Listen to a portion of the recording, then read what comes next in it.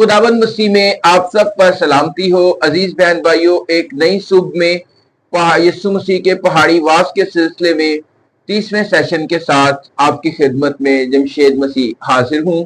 और आज हम कलाम मुकद्दस से पढ़ेंगे मुकद्दस मत्ती की अंजील, उसके 7वें बाब की पहली आयत से 5वीं आयत तक।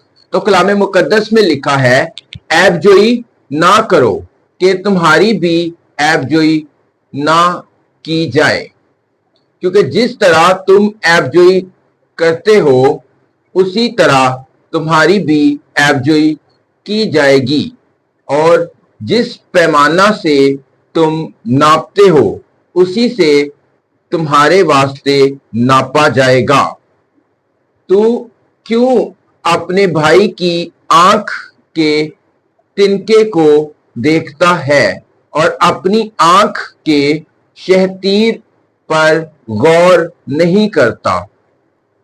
और जब तेरी ही आंख में शहतीर है तो तू अपने भाई से क्यों कर कह सकता है कि ला तेरी आंख में से तिनका निकाल दूं?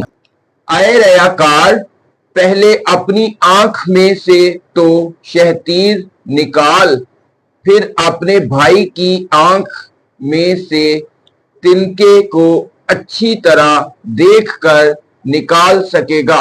आमीन। खुदावन के कलाम का पढ़ा और सुना जाना हम सब के लिए बरकत का बाइस हो। तो यहाँ पर हमने एक लफ्ज पढ़ा, ऐबजोई। खुदावन कहते हैं कि ऐबजोई ना करो कि तुम्हारी भी ऐबजोई ना की जाए। अच्छा, ऐबजोई क्या होती है? कई बार हम कहते हैं कि जी अच्छा, उसमें ये मसला था, उसमें ये गुनाह था, उसमें ये बुरी बात थी, तो मैंने कह दिया तो क्या बुरा किया। यही ऐबजोई है। जब आप किसी के ऐब को दूसरों के सामने पब्लिश करते हैं या उसको अपने मजे के लिए जो है उसका जिक्र करते हैं, तो ये ही ऐबजोई है।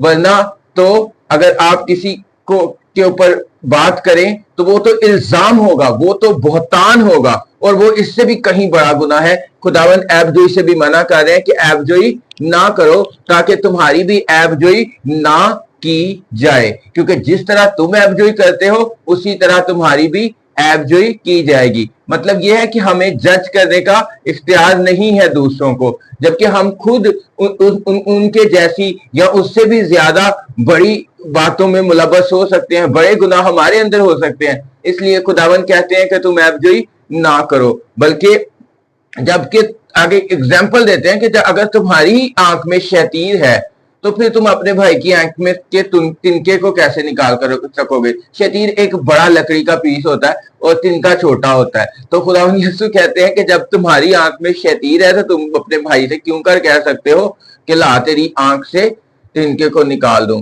आए रयाकार, खुदावंद कहते हैं आए रयाकार, पहले अपनी आंख से क्या कर, शतीर को निकाल, फिर अपने भाई की आंख से तिनके को अच्छी तरह निकाल सकेगा। हासिल कलाम ये है कि हम जो है दूसरों को जज ना करें, बल्कि दूसरों के लिए बरकत का बाइस हो और मसीही मोहब्बत में दूसरों को मोहब्बत के साथ उठाएं, ना कि दूसरों के लिए ठोकर का बाइस बने। तो खुदावंद हमें दूसरों के लिए बरकत का बाइस बनने की और दूसरों को मोहब्बत में उठाने की तौफीक बख्शे और ऐबजोई जैसे बुरे गुनाह से बाज रहने की तौफीक बख्शे। आमीन आमीन। आइए खुदावंद की हजूरी में सर झुकाएं, दुआ करते हैं। प्यारे पिता, इन खूबसूरत लम्हात के लिए आपकी शुक्रगुजारी हो, और खुदावंद मैं तमाम सुनने वालों पर यीशु के नाम में सलामती को ठहराता हूं। बरकत और कुव्वत आपके लोगों के लिए बनी रहे और आपके लोग आपके पाक नाम को जलाल दें।